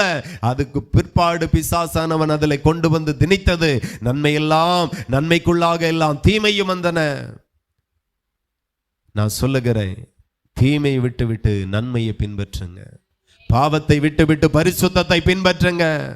பரிசுத்தம் தான் நமக்கு வேணும், பரிசுத்தம் தான் நமக்கு வேண்டும். ஹல்லேலூயா. நல்ல உரத்தை வைக்கிறார். சில தப்பு பண்ணும்போது ஆண்டவர் எஜமானன் சொல்லுகிறார், பார்க்கிறார், 1 வருஷம் மரத்தை பார்க்கிறார், கனி இல்லை. இது நிலத்தையாங்க எடுக்குது, வெட்டி போடு, தேவையில்லை அந்த மரம். நான் நினைச்சது, நான் எதிர்பார்த்தது ஒன்றும் இல்லை. ஆனாலும் அங்கே ஒரு தோட்டக்காரன் இருந்து, எஜமானனே இந்த 1 வருஷம் மாத்திரம் போகட்டும், இந்த 1 வருஷம் மாத்திரம் பார்ப்போம், நான் இன்னும் நல்லா கொத்தி உரம் போட்டு நல்ல நீர் பாய்ச்சி பார்க்குறேன், அதுக்கு பிறகு கனி வருதானி பார்ப்போம், வராட்டா வெட்டி போடுவோம் அப்படி பரிந்து பேசுகிற ஒரு இயேசு, பரிந்து பேசுகிற ஆவியானவர், பரிந்து பேசுகிற ஒரு நல்ல ஊழியக்காரனை கர்த்தர் சபையில் வைத்திருக்கிறார். ஹல்லேலூயா. உங்களுக்காக நீங்க மாறும்படியாக இன்று வரையிலும் கனி இல்லாத எத்தனையோ விசுவாச பிள்ளைகள் சபைகளுக்குள்ளாக இருக்கிறார்கள். நல்ல கனிகளே இல்லை. தேவன் வேதனைப்படுகிறார். வழி அருகே நின்ற ஒரு அத்தி மரத்தை தேடி போகிறார். எதாகில இருக்குமா? அது நல்லா வளர்ந்துருக்கு, நிறைய கிளைகள் இருக்கு, நிறைய இலைகள் இருக்கு. ஆனா ஒரு இடத்துல கூட கனிகள் இல்லை. ஆண்டவர் பார்த்து துக்கப்பட்டார். நான் ஆசையா வந்தேன், பசியா வந்தேன், தாகமா வந்தேன், எதாகிலும் கனி இருக்கும்னு சொல்லி நம்பி வந்தேன். ஆனா ஒரு கனியும் இல்லை. இன்னைக்கும் சபைகளுக்குள்ள ஒரு நல்ல கனிகளும் இல்லாத எத்தனையோ விசுவாச பிள்ளைகள் இருக்கிறார்கள். எஜமான் வேதனைப்படுகிறார். ஹல்லேலூயா. வேதத்தில் போதிக்கப்பட்ட ஒரு வசனத்தில் கூட உங்களால் வாழ முடியல, கை கொள்ள முடியல, சாட்சியாய் சமுதாயத்தில் உங்களால் நிற்க முடியல, ஏன் நிற்க முடியல? வாஞ்சை இல்லை. என்னைக்கு அவரை போல நான் மாறணும்னு விரும்புகிறீர்களோ அன்னைக்கு உங்களால் மாற முடியும். ஏதோ நம்ம போகிறோம், சபைக்கு போகணும், ஒரு நல்லது கெட்டதுக்கு ஒரு சபையில் ஐக்கியமாக இருந்தால் தான் நல்லது கெட்டதுக்கு வருவாங்க அப்படின்னு நினச்சி வந்தா வாழ்க்கை அப்படிதான் இருக்கும். நான் இயேசுவை போல மாறணும், இயேசுவை போல மாறணும், இயேசுவுக்கு என் சரீர ஆலயமாய் மாறணும். அதுக்காக தானே சபைக்குள்ளாய் ஆண்டவர் வைத்திருக்கிறார். இன்னும் கலையின் அனுபவம் கலைந்து போடப்படவே இல்லை. நல்ல செடியின் அனுபவத்திற்குள்ளாய் வரல, நல்ல கொடியின் அனுபவத்திற்குள்ளாய் வரல, நல்ல மரத்தின் அனுபவத்துக்குள்ளாய் நம்மளால வர முடியல. நான் சொல்லுகிறேன், உங்களை விட்டு அசுத்தாவிகளை கர்த்தர் துரத்தி இருக்கிறார். பொல்லாத ஆவிகளுக்கு கர்த்தர் உங்களை விலக்கி நடத்தி கொண்டு வந்தது எதற்காக அப்படின்னா, அவர் உங்களோடு இருக்கும்படி, நீங்கள் அவரோடு இருக்கும்படி. நீங்க அவரோடு இருந்தாதான் அவரும் உங்களோடு கூட இருப்பார், இல்லைன்னா இருக்க மாட்டார். நீங்க ஆசைப்படணும், நான் தேவனோடு இருப்பேன், தேவனோடு நடப்பேன், தேவனோடு பேசுவேன், தேவனோடு பேசுவார். எத்தனை வாலிப பிள்ளைகள் விரும்புகிறீர்கள், நான் கர்த்தரோடு பேசணும்? ஹல்லேலூயா. விரும்புங்க. விரும்பாதது வரைக்கும் தேவனை தரிசிக்க முடியாது. எத்தனையோ பேர் மேல ஆண்டவர் ரொம்ப தாகமா இருக்கிறார். இந்த பிள்ளை என்னோடு கூட எப்போ தொடர்பை ஏற்படுத்துவார்கள்? இன்னைக்கு விதவிதமான செய்திகள். பைபிள் காலேஜில் டிகிரி வாங்கிட்டு வந்தா கூட விதவிதமாய் உங்களுக்கு பேச முடியாது. ஆனால் கர்த்தர் எங்களோடு கூட இருந்து நாங்கள் அறியாத சத்தியத்தை கூட, நாங்களால புரிந்து கொள்ள முடியாத எத்தனையோ உபதேசத்தை கூட எங்களுக்கு தந்து, நீ நின்று இந்த வசனத்தோடு நின்று நாவும் வாயோடு பேசுவேன் என்று கர்த்தர் எங்களை ஒரு கருவியாக மாத்திரம் நிறுத்தி அவர் எங்களுக்குள்ளாயிருந்து உங்களோடு கூட பேசுகிறார். அவருடைய தாகத்தை புரிந்து கொள்ளுங்க. அந்த செய்தி இந்த 50 பேரோடு 60 பேரோடு நின்று போனா என்ன ஒன்றும் இல்லை. ஆனாலும் இதை ஆயிரங்களுக்கும் கர்த்தர் கொண்டு போய் சேர்க்கிறார். அதுக்கு தான் யூடியூப், அதுக்கு தான் சேனல். ஹல்லேலூயா. எங்கேயாச்சும் கேட்டு மக்கள் மனம் திரும்ப மாட்டார்களா? கடந்த நாட்களில் சொன்னாங்க, இலங்கையிலிருந்து ஒரு ஃபோன் வந்தது. ஃபர்ஸ்ட் நீங்க அனுப்புகிற எல்லா வசனங்களும் எங்க தேசத்துக்கு நான் குரூப்பில் போடுவேன், அநேகர் மனம் திரும்பி இருக்கிறாங்க, உங்களுக்கு தெரியாது அப்படின்னாங்க. ஹல்லேலூயா. கேட்கும் போதே சந்தோஷம். நாம செய்கிற ஊழியம் இந்தியாவில் திருநெல்வேலி மாவட்டத்தில். ஆனால் இந்த ஊழியத்தை கர்த்தர் அயல் தேசங்களுக்கு கொண்டு போய் ஆசீர்வாதமாய் மாற்றுகிறார். ஹல்லேலூயா. இது ஏன் எதை காட்டுகிறதென்றா, ஒவ்வொரு மனுஷனும் நல்ல செடிகளாய், நல்ல கொடிகளாய், நல்ல மரங்களாய் மாறணும் என்கிற தாகம் என்னுடையதல்ல, என் தேவனுடையது, என் எஜமானுடையது. என் எஜமானனுக்கு இது ஒரு தோட்டம் மாத்திரம் இல்ல, இன்னும் அவருக்கு அநேக தோட்டங்கள் உண்டு. எத்தனை பேருக்கு புரியுது? எல்லா தோட்டத்தையும் அவர் நேசிக்கிறார். எல்லா தோட்டத்திற்கும் அவர் வேலியாய் இருக்கிறார், பாதுகாவலராய் இருக்கிறார். அவருடைய தாகம், அவருடைய வாஞ்சை. கிருபை அவர் தருகிறார், வரங்களை அவர் தருகிறார், வல்லமைகளை அவர் தருகிறார், அபிஷேகத்தை அவர் தருகிறார், அதிகாரத்தை அவர் தருகிறார். சும்மா எல்லாருக்கும் கொடுக்க முடியாது. அதுல தாகமாய், பைத்தியமாய், வாஞ்சையாய் அதற்காய் இருக்கிறவனுக்கு கர்த்தர் கொடுக்கிறார். அல்லேலூயா. இதெல்லாம் நமக்கு செலவு தான். டிவியில் கொடுக்கறதெல்லாம் நமக்கு செலவு தான். மாசம் 6000 ரூபாய் செலவு பண்றோம். செலவு தான். ஏன் கொடுக்கிறோம்?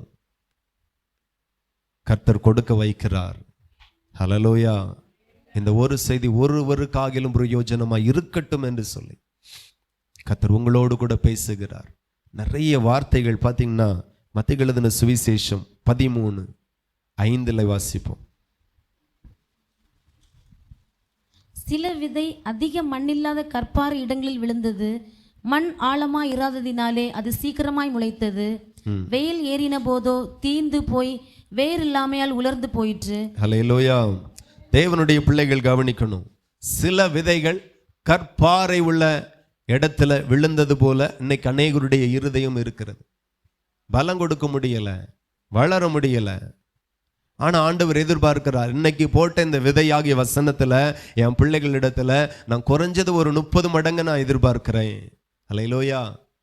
எத்தனை பேர் ஒரு மாமரத்தினுடைய விதையை ஊனிட்டு அந்த மாமரம் பெருசா வளர்ந்து எனக்கு சீசன்தோறும் ஒரு மாங்காய் அது தரணும் அப்படின்னு விரும்புவீங்க? யாரும் விரும்ப மாட்டோம். கொத்து கொத்தா காய்க்கணும். இந்த நர்சரி கார்டனுக்கு போயிட்டு நல்லா கொத்து கொத்தா காய்க்கிற மாதிரி கொடுங்க, கொத்து கொத்தா காய்க்கும். நீங்களே எவ்வளவு விரும்புறீங்கன்னா உண்டாக்கினவர் எவ்வளவு விரும்புவார். ஹல்லேலூயா. விதைக்கும் உங்களுக்கு என்ன சம்பந்தம்?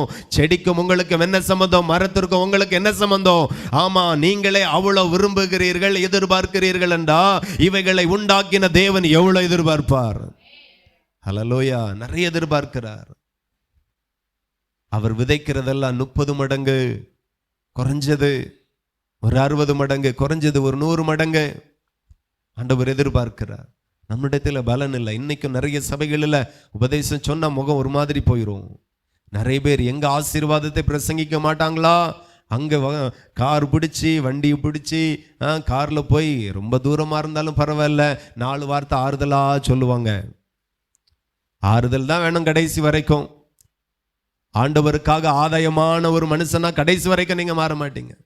அதான் செல்ஃபோனில் அந்த ஸ்டேட்டஸ் வீடியோ பார்த்தீங்கன்னா சில நேரம் ஆறுதலாக பேசியிருப்பேன், கவனிச்சிருப்பீங்க. ஹல்லேலூயா. நீங்களே எதிர்பார்ப்பீங்க இன்னைக்கு ஆறுதலாக வராதா அப்படின்ட்டு. அதிகமாக காட்டமாக தான் வரும். என்னைக்கு ஆறுதலாக பேசுகிறனோ வெளியிருந்த ஆட்கள் ஃபோன் பண்ணுவாங்க, ஆறுதலாக இருந்துச்சு பாஸ்டர். எனக்கு அது சந்தோஷம்தான். சரி, யாருக்கோ ஒரு ஆளுக்கு ஆறுதலாக மாறட்டும் அப்படின்ட்டு. ஆனால் காட்டமாக பேசுகிறது, சத்தியத்தின்படி பேசுகிற ஒரு நாளாகிலும் ஒருத்தர் ஃபோன் போட்டு இந்த சத்தியம் பிரயோஜனமாக இருந்து நான் மனம் திரும்புகிறேன், நான் மனம் திரும்பும்படி ஜபிங்கன்னு சொல்கிற ஒருத்தனையும் காணும். எல்லாருக்கும் ஆறுதல் தேவை, சமாதானம் தேவை. கடைசி வரைக்கும் அப்படிதானா? அப்போ என்ன கேட்குது? தோட்டத்தில் உள்ள செடிகளும் கொடிகளும் எனக்கு கடைசி வரைக்கும் தண்ணீர் பாயுங்க, உர வைங்க, வேலி அடிங்க, பாதுகாத்து கொள்ளுங்க, நல்ல சோலையா இருக்கட்டும். ஆனால் கடைசி வரைக்கும் உங்களுக்கு ரிட்டர்ன் கொடுக்க எங்கள்கிட்ட காயும் கிடையாது, கனியும் கிடையாது, பயிர்களும் கிடையாது, ஒன்றும் கிடையாது. எப்படி இருக்கு? இந்த மாதிரி தான் நிறைய பேர் சபைகளில் இருக்கிறோம். சபைக்கு கர்த்தர் ஏன் கொண்டு வந்தார் புரியலை, ஏன் கொண்டு வந்தார் தெரியலை, நான் இப்படி மாறணும் தெரியலை. ஹல்லேலூயா. கடைசி வரைக்கும் ஏன் சபையில் இருக்கிறோம்? கர்த்தர் எதற்காக அழைத்தார், எதற்காக வேறு பிரித்தார், எதற்காக தெரிந்து கொண்டார், கடைசி வரைக்கும் தெரியல. ஏன் சபையில் இருக்கிறோம்? இந்த இடத்துல ஆண்டவர் விதைகளை விதைக்கிறார். மலை என்று பாராமல், கல் என்று பாராமல், முள் என்று பாராமல். ஆண்டவருக்கு தெரியும் இங்கே எவ்வளவு விதைச்சாலும் இந்த முள்ளில் வராது, இந்த கல்லில் வராது, இந்த கடின இருதயத்தில் வராதுன்னு நல்லா தெரியும். ஆனாலும் கற்பாறையாய் இருக்கிற உன்னை கிறிஸ்து நேசிக்கிறார், முட்களாய் இருக்கிற உன்னை கர்த்தர் நேசிக்கிறார். இன்னைக்கும் அநேக விசுவாசிகள் நிறைய சபைகளில் ஊழியத்திற்கு முள்ளாக இருக்கிறார்கள், ஊழியத்திற்கு கற்பாறைகளாக இருக்கிறார்கள், ஊழியத்திற்கு பிரயோஜனம் இல்லாமல் இருக்கிறார்கள். சபைக்கு வேதனையை கொடுக்கிற எத்தனையோ விசுவாசிகள் சபைக்குள்ள இருக்கிறார்கள். ஆனாலும் கிறிஸ்து உன்னை நேசிக்கிறார். நீ முள்ளென்று சொல்லி தெரியும், அவருக்கு கல் என்று சொல்லி தெரியும், உன் நிலம் ஆமென் பால் நிலம் என்று சொல்லி தெரியும், விதைத்தால் ஒண்ணு கூட மிஞ்சாது என்று சொல்லி தெரியும். ஆனாலும் உன்னை அற்பமாய் பார்க்காமல் ஏதாச்சும் வந்துராதா என்று சொல்லி கர்த்தர் விதைக்கதான் செய்கிறார்.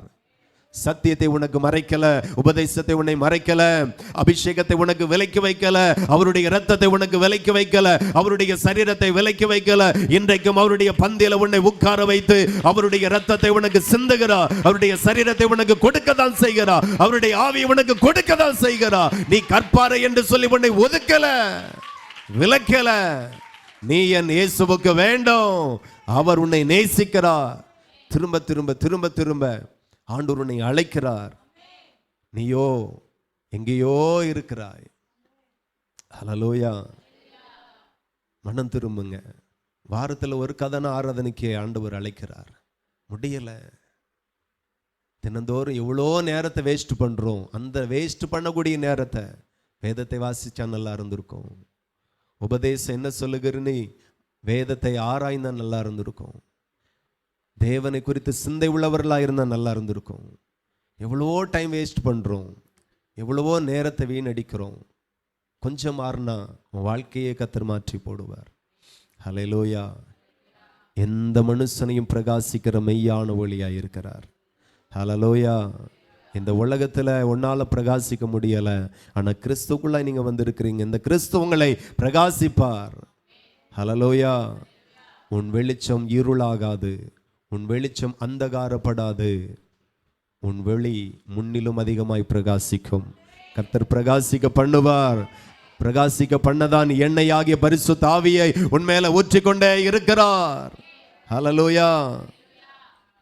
அதுல 8வது வசனத்தை வாசிப்போம். மத்தேயு எழுதின சுவிசேஷம் 13:8.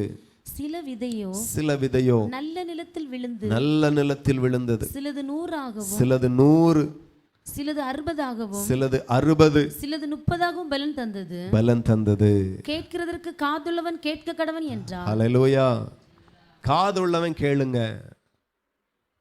அவர் விதைக்கிற விதையில இருந்து அவர் பலனை இவ்வண்ணமாய் எதிர்பார்க்கிறார். 30 கிடைச்சிராதா, ஒரு 60 கிடைச்சிராதா, ஒரு 100 கிடைச்சிராதா? பல வருஷம் சபையில வைத்திருக்கிறதற்கு அதுதான் நோக்கம். சபை உங்களுக்காக ஜெபிக்கிறது, சபை உங்களுக்காக உபவாசிக்கிறது, சபை உங்களுக்காக விழித்திருக்கிறது, சபை உங்களுக்காக போதிக்கிறது. ஹல்லேலூயா. ஆனால் நாம் மட்டும் அப்படியே இருப்போம். நான் வச்ச சந்தன மரத்து போல கடைசி வரைக்கும் ஒன்றும் இருக்காது, அப்படியே இருக்கும். அவர் உங்களுக்காய் சிலுவை சுமந்தது வீணாய் போகுமோ? வீணாக்குவீர்களோ? ஹல்லேலூயா. லூக்கா 13ஆம் அதிகாரத்தில் நம்ம வாசிக்கிறோம், வெட்டி போடு என்று சொல்லுகிறார். ஹல்லேலூயா. ரொம்ப நாள் பார்த்தாச்சு, ரொம்ப நாள் சகிச்சாச்சு, ரொம்ப நாள் நான் பார்த்துட்டு இருக்கிறேன். ஹல்லேலூயா. எடுத்தியா வசனம் சொல்லு. லூக்கா 13:7-8. லூக்கா 13:7-8. வாசி. அப்பொழுது அவன் தோட்டக்காரனை நோக்கி, இதோ 3 வருஷமாய் அந்த மரத்திலே கனியை தேடி வருகிறேன், ஒன்றையும் காணவில்லை. இதை வெட்டி போடு, இது நிலத்தையும் ஏன் கெடுக்கிறது என்றான். அதற்கு அவன், ஐயா, இது இந்த வருஷம் இருக்கட்டும், நான் இதை சுற்றிலும் கொத்தி எரு போடுவேன். கனி கொடுத்தால் சரி, கொடாவிட்டால் இனிமேல் இதை வெட்டி போடலாம் என்று சொன்னான் என்றார். ஹல்லேலூயா. தேவனுக்கு மகிமை. ஏன் கன்வென்ஷன் கூட்டம், ஏன் எழுப்புதல் கூட்டம், ஏன் சபையில் விசேஷித்த கூட்டம்? இந்த ஒரு வருஷம் இன்னும் நல்லா உபதேசிப்போம், இன்னும் நல்ல அபிஷேகத்துக்குள்ளாய் நடத்துவோம். ஹல்லேலூயா. நிச்சயமாய் கனி கொடுக்கும். எத்தனை பேர் பலன் கொடுப்பீர்கள்? ஹல்லேலூயா. உபதேசத்தில் கனி கொடுங்க, சத்தியத்தில் வளருங்க, சத்தியத்தில் கை கொள்ளுங்க, சத்தியத்தில் உறுதியாய் நில்லுங்க, வைராக்கியமாய் நில்லுங்க. கர்த்தர் உங்களிடத்தில் இதை தான் எதிர்பார்க்கிறார். இன்னைக்கும் நல்ல விசுவாசம் உங்களுக்குள்ள வரல. ஆமென். இன்னைக்கும் ஆவியில் அனலா மாறல. நீங்க அனலும் இல்லாமல் குளிரும் இல்லாமல் சபைகளுக்குள்ள இருக்கிறோம். ஹல்லேலூயா. தேவன் எதற்காக சபைக்கு கொண்டு வந்தார் என்கிற அந்த சிந்தையே இல்லை. ஏசாயா 43:21 நாம வாசிக்கிறோம். இந்த ஜனத்தை எனக்கென்று ஏற்படுத்தினேன், இவர்கள் என் துதியை சொல்லி வருவார்கள். ஆனாலும் யாக்கோபே, நீ என்னை நோக்கி கூப்பிடவில்லை, இஸ்ரவேலே, நீ என்னை குறித்து மனம் சலித்து போனாய். ஹல்லேலூயா. என் ஆண்டவருடைய வசனம் இந்த இடத்துல நாம வாசிக்கிறோம். ஆண்டவர் வேதனையோடு சொல்லுகிறார், இந்த ஜனத்தை எனக்கென்று ஏற்படுத்தினேன். நான் சொல்லுகிறேன், இந்த சபையில வந்திருக்கிற அத்தனை பேரையும் கர்த்தர் அவருக்கென்று ஏற்படுத்தி இருக்கிறார். நீ உலகத்திற்குரியவன் அல்ல, உலகத்திற்குரியவர் அல்ல, சாபத்திற்குரியவர்கள் அல்ல, அவருக்குரியவர். எனக்கென்று, எனக்கென்று, இந்த ஊழியக்காரன் எனக்கென்று, ஊழியக்காரி எனக்கென்று, இந்த விசுவாசி எனக்கென்று ஏற்படுத்தினேன். அவருக்காக ஒரு மனுஷனை அவர் தேர்ந்தெடுப்பாரானா? ஒரு கம்பெனி நம்மளை என்ன வேலைக்கு எடுக்குது, நாம எப்படி மாறணும், அது தெரியக்கு முன்பதாகவே ஒருத்தன் மாறுறான். ஹல்லேலூயா. சில கம்பெனியில் இருக்கும், தாடி வைக்கக்கூடாது, இன் பண்ணணும், டை கட்டணும் அப்படின்னு அவன் கம்பெனிக்குள்ளே நுழையும் போதே எப்படி தான் போவான். நல்லா ஷேவ் பண்ணி டை கட்டி இன் பண்ணி, சில கம்பெனிக்கெல்லாம் சூதான் போட்டிருக்கணும், அந்த கம்பெனிக்கு ஏற்ற மாதிரி மாறுவான். இந்த ஜனங்களை எனக்கென்று ஏற்படுத்தினேன். இந்த தோட்டத்திற்குள்ளாக இருக்கிற நீ அனலும் இல்லாமல் குளிரும் இல்லாமல் இருக்கிறதை கர்த்தர் விரும்பவே இல்லை. ஜெபிக்காதவர்களை கர்த்தர் கேட்கிறார், இன்னும் ஜெபம் பண்ணு, இடைவிடாமல் ஜெபம் பண்ணு. சத்தியத்திற்குள்ளாய் வராத, கனி கொடுக்காத, கனி கொடுக்கிற நல்ல சுவாபம் இல்லாத உங்களிடத்தில் ஆண்டவர் கேட்கிற நல்ல சுவாபங்களுக்கு இடம் கொடு. ஹல்லேலூயா. ஏன் நஷ்டத்தை பொறுத்து கொள்ளுகிறது இல்லை?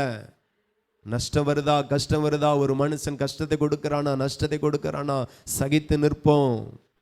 எவ்வளவு சகிக்கிறோம் என்கிறதை கர்த்தர் பார்க்கக்காகவே எப்பக்கமும் நாம நெருக்கப்படுகிறோம். ஆனாலும் சகித்து நிற்போம், தாங்கி நிற்போம். கர்த்தர் நம் பட்சத்தில் தான் இருக்கிறார். ஹல்லேலூயா. கர்த்தர் நம்மை உருவாக்குகிறார். ஒரு குயவன் களிமண்ணை எடுத்து ஒரு கனத்திற்குரிய பாத்திரமாய் வணைகிறது போல கர்த்தர் நம்மை அனுதினமோ சபையில வணைகிறார். நீங்கள் எல்லாம் அவருக்கென்று ஏற்படுத்தப்பட்டு இருக்கிறீர்கள், அழைக்கப்பட்டு இருக்கிறீர்கள், தெரிந்து கொள்ளப்பட்டு இருக்கிறீர்கள் என்கிறதை ஒரு காலமும் நீங்க மறவாதிருங்கள். கர்த்தருக்கு நீங்க ரொம்ப முக்கியமானவர்கள். ஹல்லேலூயா. நீங்க ஏழைகளாக இருக்கலாம், படிக்காதவர்களாக இருக்கலாம், கடனாளியாக இருக்கலாம், ஒதுக்கப்பட்டவர்களாக இருக்கலாம். நீங்க யாரா இருந்தாலும் நீங்க என் தேவனுக்கு ரொம்ப ரொம்ப முக்கியமானவர்கள். ஹல்லேலூயா. தோட்டத்தில் எல்லா செடிகளையும் எல்லா கொடிகளையும் எல்லா மரங்களையும் ஒரே விதமாக தான் கர்த்தர் பார்க்கிறார். எல்லா செடிகளுக்கும் தண்ணீர் பாய்ச்சப்படும், எல்லா செடிகளுக்கும் ஆமென் ஒரு தோட்டக்காரன் ஏற்படுத்தப்பட்டிருக்கும், எல்லா செடிகளுக்கும் ஒரு பாதுகாப்பு அங்கே இருக்கும், எல்லா செடிகளுக்கும் உர வைக்கப்படும், எல்லா செடிகளையும் அவர் ஒரே மாதிரியாக தான் பார்க்கிறார். இவைகள் எல்லாம் என்னுடையவைகள் என்று. ஹல்லேலூயா. இது தேவையில்லாதது, இது ஆகாதது அப்படி எல்லாம் நினைக்கிறதே இல்லை. ஒரே மாதிரியாய் நேசிக்கிறார். தேவன் அன்பாகவே இருக்கிறார் என்று வேதம் சொல்லுகிறது. உங்க தேவன் எவ்வளவு நேசிக்கிறார் தெரியுமா? எவ்வளவு அன்பா இருக்கிறார் தெரியுமா? நீங்க தான் விலகி விலகி போகிறீர்கள், நீங்க தான் கனி கொடுக்காமல் இருக்கிறீர்கள், நீங்க தான் சபைக்கு புறம்பா இருக்கிறீர்கள், நீங்க தான் கர்த்தரை விட்டு பிரிந்து போகிறீர்கள். உங்களை ஒப்பு கொடுங்க இன்னைக்கு. ஹல்லேலூயா. உங்களை ஒப்பு கொடுங்க. ஞாயிற்றுக்கிழமை ஆராதனை அப்படின்னு வந்துட்டா எங்கேயும் போகாதிருங்க. இன்னைக்கு நிறைய பேருக்கு சொல்லி சொல்லி இது நாள் வரையிலும் கலைகளைப் போலவே இருக்கிறாங்க. கர்த்தர் எதிர்பார்த்த அந்த நன்மைகளை அவர்களிடத்தில் பார்க்கவே முடியலை. உலகத்தில் இருக்கிறது வரைக்கும் ஞாயிற்றுக்கிழமை நமக்கு ஓய்வு நாளாக இருக்கும், ரெஸ்ட் எடுக்கிற நாளாக இருந்திருக்கும். ஆண்டவரை அறியாத, ஆண்டவர் நம்மளை அழைக்காதது வரைக்கும் ஞாயிற்றுக்கிழமை நம்ம வியாபாரம் செய்கிற நாளாக இருந்திருக்கும், ஃபங்க்ஷன் போகக்கூடிய நாட்களாக இருந்திருக்கும். ஆனால் ஆதி நாட்களில் இருந்தே எகிப்தில் அடிமையாக இருக்கிற ஜனங்களை ஆண்டவர் வெளியே கொண்டு வந்த முதல், அபிஷேகித்தது முதல், தெரிந்து கொள்ளப்பட்டது முதல் ஓய்வு நாள் கர்த்தரை ஆராதிக்கிற நாளாக இருந்துச்சு, அவரை துதிக்கிற நாளாக இருந்துச்சு. ஓய்வு நாளுக்கென்று சொல்லி ஒரு தனி சட்டம் இருந்துச்சு, ஒரு தனி பிரமாணமே இருந்துருச்சு. ஆமேன். அதை மீறுகிறவர்களுக்கு மேல ஒரு தண்டனையே அந்த தேசத்தில் ஆண்டவர் வைத்தார். இன்னைக்கு நம்ம மேல ஆண்டவர் தண்டனையை தராமல் கிருபையை தருகிறார். கிருபை தருகிற நாளைக்கு மனம் திரும்பிடுவாங்க, நாளானைக்கு மனம் திரும்பிடுவாங்க. நமக்கு எங்க ஆசீர்வாதம் இருக்குன்னே புரியல. எவ்வளோ தேவனை தேடுகிறோமோ, எவ்வளோ தேவனுக்குள்ளாய் நம்ம மாறுகிறோமோ அவ்வளோ நம்மளுடைய வாழ்க்கையும் மாறும் என்று சபை புரிந்து கொள்ள வேண்டும். இனியும் நீங்க உலகத்தை பார்த்து வாழ வேண்டியவர்கள் நீங்கள் அல்ல. சபை உங்களுக்கு என்ன போதிக்கிறதோ அதை சரியாய் புரிந்து அதை சரியாய் கை கொண்டு அதன்படியே நீங்க வாழ்ந்து பாருங்க. உங்க வாழ்க்கை நேற்றுக்கு இருந்த மாதிரி இன்னைக்கு இருக்காது, இன்னைக்கு இருந்த மாதிரி நாளைக்கு இருக்காது, போன மாசம் இருந்த மாதிரி வருகிற மாசம் இருக்காது, இந்த வருஷம் இருக்கிற மாதிரி வருகிற வருஷம் இருக்காது. ஆமென். நாளுக்கு நாள் வாழ்க்கை மாறும், நாளுக்கு நாள் நாட்கள் நாள் ஆமென் வாழ்க்கை மாறும், வருஷத்துக்கு வருஷம் வாழ்க்கை மாறும். உங்களையும் என்னையும் மாற்றவே அவர் சிலுவையை சுமந்தா, இரத்தத்தை சிந்தினா, ஜீவனை கொடுத்தா, நீ ஆசீர்வாதமாய் இருக்கும்படியே ஆமென் உன்னை ஐஸ்வர்யவானாய் மாற்றும்படியே அவர் சிலுவையில் தரித்திரமானார். நீ தேவனை விட்டுட்டு, தேவ உபதேசத்தை விட்டு, சபை ஆமென் சட்டத்தை விட்டுட்டு மீறி மீறி மீறி போவாயானால் ஜெயிக்க முடியாது என்கிறதை சபை புரிந்து கொள்ள வேண்டும். தேவனுக்கு இதெல்லாம் பிடிக்காது. சபைக்குள்ளாய் வந்தவர்கள் இந்த கண்ட்ரோலுக்குள்ள தான் இருக்கணும், இந்த சட்டத்துக்குள்ள தான் இருக்கணும், இதை மீறாதிருங்கள். ஹல்லேலூயா. ஒரு தேசம் தன்னுடைய ஜனத்திற்கு எப்போ மரண தண்டனை கொடுக்கும்? எல்லாருக்கும் கொடுக்குதா? என்ன கொடுக்காது. மீறி மீறி மீறி போகும்போது அநேக தப்புக்கு மேல தப்பு பண்ணும்போது சகிக்க முடியாம கொடுக்குது. ஹல்லேலூயா. அதை தான் நாம் பார்க்கிறோம். ஆண்டவர் பழைய ஏற்பாட்டு காலத்துல ஆராதனை குறித்து, ஓய்வு நாளை குறித்து எழுதி வைக்கிறார். என்னாகமம் 15:32 வாசித்து அப்படியே முழங்கால் படியிடுவோம். நான் நேற்றுக்கிழமை உங்களை ஆராதனைக்கு கூப்பிடுகிறது எதற்காக நீங்க புரிந்து கொள்ளும்படி மறுபடியுமா இந்த வசனத்தை சொல்லுகிறேன். நீங்க ரொம்ப நிசாரமா இருக்கிறீங்க, நிர்விசாரமா இருக்கிறீங்க, உணர்வு இல்லாமல் இருக்கிறீங்க. என்னாகமம் 15:32 வாசிப்போம். ரீபா சந்தோரோ. இஸ்ரவேல் புத்திரர் வனாந்திரத்தில் இருக்கையில் ஓய்வு நாளில் விறகுகளை பொறுக்கி கொண்டிருந்த ஒரு மனிதனை கண்டுபிடித்தார்கள். விறகுகளை பொறுக்கின அந்த மனிதனை கண்டுபிடித்தவர்கள் அவனை மோசே, ஆரோன் என்பவர்களிடத்தில் சபையார் அனைவரிடத்துக்கும் கொண்டு வந்தார்கள். அவனுக்கு செய்ய வேண்டியது இன்னதென்று தீர்க்கமான உத்தரவு இல்லாதபடியினால் அவனை காவலில் வைத்தார்கள். கர்த்தர் மோசேயை நோக்கி, அந்த மனிதன் நிச்சயமாய் கொலை செய்யப்பட வேண்டும், சபையார் எல்லாரும் அவனை பாளையத்திற்கு புறம்பே கல்லெறிய கடவர்கள் என்றார். ஹல்லேலூயா. அப்பொழுது சபையார் எல்லாரும் கர்த்தர் மோசேக்கு கட்டளையிட்டபடியே அவனை பாளையத்திற்கு புறம்பே கொண்டு போய் கல்லெறிந்தார்கள், அவன் செத்தான். ஹல்லேலூயா. இது கர்த்தருடைய தேசத்துல கர்த்தருடைய பிள்ளைகளுக்கு கொடுக்கப்பட்ட கானான் தேசத்தில் இருந்த ஒரு மாறாத பிரமாணம். ஓய்வு நாளை மீறுகிறவர்கள், ஓய்வு நாளில் கர்த்தருடைய ஆராதனை விட்டுட்டு சொந்த வேலையை, சுய வேலையை, சுய விருப்பத்திற்கு போகிறவர்கள் மேல ஆண்டவர் பழைய ஏற்பாட்டில் எவ்வளவு கோபமாக இருக்கிறார் என்கிறதை இந்த வசனம் நமக்கு வெளிப்படுத்துகிறது. புதிய ஏற்பாட்டில் அந்த தண்டனைலாம் கிடையாது, கிருபையின் காலம். ஆனாலும் புரிந்து கொள்ளுங்க, ஓய்வு நாளுக்கு நீங்க கொடுக்க வேண்டிய முக்கியத்துவம் ஆண்டவர் எவ்வளவு எதிர்பார்க்கிறார் என்கிறதை. நீங்க மாத்திரம் ஆராதனை குடும்பமாய் வந்து பங்கெடுத்துட்டு போய் அதுக்கு பிறகு என்ன வேலையும் செய்யுங்க. அந்த வேலைகளில் நீங்க எதிர்பாராத ஆசீர்வாதத்தை, நன்மைகளை பரலோகம் கட்டளையிடும். ஹல்லேலூயா. நாம் ஆசீர்வாதத்தை சுதந்தரிக்கிறது நம்முடைய பலத்தினால் அல்ல. பலத்தினால முடியாதது, பராக்கிரமத்தினால முடியாதது, நம்முடைய அறிவினால முடியாதது. ஆண்டவர் நமக்கு முடிய பண்ணுவார். சத்தியத்திற்கு கீழ்ப்படியும் போது ஆசீர்வதிக்கப்படுகிறோம். உபதேசத்தின்படி நடக்கிற பொழுது சமாதானத்தையும் சந்தோஷத்தையும் நாம சுதந்தரிக்கிறோம். மீறாதிருங்க. சபையில களைகளாய் இருக்காதிருங்க. சபையில ஆமீன் பயிர்களாய் மாறுங்க. நல்ல மரங்களாய் மாறுங்க. நல்ல செடிகளாய் மாறுங்க. தேவனுக்கு உகந்தவர்களாய் மாறுங்க. அப்பொழுது உங்களிலிருந்து சுகந்த வாசனையை அவர் வீச பண்ணுவா. இந்த உலகத்திற்கு வெளிச்சமாய் கர்த்தர் உங்களை மாற்றுவா. நீங்க அந்தகாரப்பட்டு இருக்கலாம், நீங்க சபிக்கப்பட்டு இருக்கலாம், ஆனாலும் கர்த்தருடைய நீதியின்படி வாழும்போது இந்த உலகத்திற்கு நீங்க உப்பாக மாறுவீர்கள். இந்த உலகத்திற்கு நீங்க வெளிச்சமாய் மாறுவீர்கள். அப்படிப்பட்ட ஆசீர்வாதத்தை கர்த்தர் உங்கள் மேல தருகிறார். எல்லாரும் முழங்கால் படியிட்டு ஆமென் நல்ல கரங்களை தட்டி, தேவமே என்னை ஆசீர்வதிப்பீராக, என்னை பிரகாசிப்பீராக, என்னை அபிஷேகிப்பீராக, என்னை அனலாய் மாற்றுவீராக. நல்ல துதித்து ஆண்டவரை மகிமைப்படுத்துங்க. இப்பொழுதும் கர்த்தருடைய ஒரு மகிமை உன் மேல வரப்போகிறது, உங்க குடும்பத்தின் மேல வரப்போகிறது. ஆண்டவரை இன்று முதல் உமக்காக மாறுவேன், உமக்கு கீழ்ப்படிவேன், உமக்கு கீழ்ப்படிவேன், உம்முடைய வசனத்திற்கு கீழ்ப்படிவேன். இந்த சபையில நல்ல பயிராக மாறுவேன், நல்ல செடியாக மாறுவேன். ஹல்லேலூயா. என்னை மாற்றுவீராக என்று ஒப்பு கொடுங்க. ரிபாலா தோரோடாரா ஓடா ரகடா திபல சண்டன ஹந்தரோ. அக்கினி இறங்கட்டும், அக்கினி இறங்கட்டும், அக்கினி இறங்கட்டும், அக்கினி இறங்கட்டும். பரலோக அக்கினி, பரிசுத்த அக்கினி. எல்லாரும் நல்ல கரங்களை தட்டி ஆவியில நிரம்பி ஆண்டவரை மகிமைப்படுத்துங்க. ஒரு தேவ பிரசன்னம் நம்மை நிரப்புவதாக, ஒரு தேவ மகிமை நம்மை நிரப்புவதாக. உலகத்தில் பாடுகள் இருக்கும், ஓமை நெருக்கங்கள் இருக்கும், போராட்டங்கள் இருக்கும். அது மத்தியிலையும் வளரு. தோட்டனா புயல் வீசதான் செய்யும், தோட்டனா வெயில் அடிக்கதான் செய்யும், போராட்டங்கள் வரும். ஆனாலும் தோட்டத்தை பாதுகாக்கிற ஒருவர் இருக்கிறார். தோட்டத்தில் பாய்ந்து வருகிற ஜீவநதியாய் ஆவியானவர் இருக்கிறார், உனக்கு இருக்கிறார். நீ வேலி அருகே நிற்கிற மரம் அல்ல, தோட்டத்திற்குள்ளாய் நிற்கிற மரம். நீ வலி அருகே நிற்கிற மரம் அல்ல. நீ நல்ல துதிப்போம், நல்ல துதிப்போம். ஆண்டவரை மகிமைப்படுத்துங்க. ஆமென். ஹல்லேலூயா, ஹல்லேலூயா. ஓடா ரகா தரபலா. ஹல்லேலூயா, ஹல்லேலூயா. ஆண்டவருக்கு மகிமை உண்டாவதாக, கர்த்தருக்கு மகிமை உண்டாவதாக. ஹல்லேலூயா. மாற்றங்கள் வரட்டும் ஆண்டவரே. நான் களையாய் இருக்க கூடாது, களையாய் இருக்க கூடாது. நல்ல பயிர்களாய் மாறணும், நல்ல செடியாய் மாறணும், நல்ல கொடியாய் மாறணும், நல்ல உயர் ரக கேதுருவாய் மாறணும், நல்ல விருட்சங்களாய் நான் மாறணும், என் எஜமானனுக்கு மாறணும். ரபா ஷபடதரா.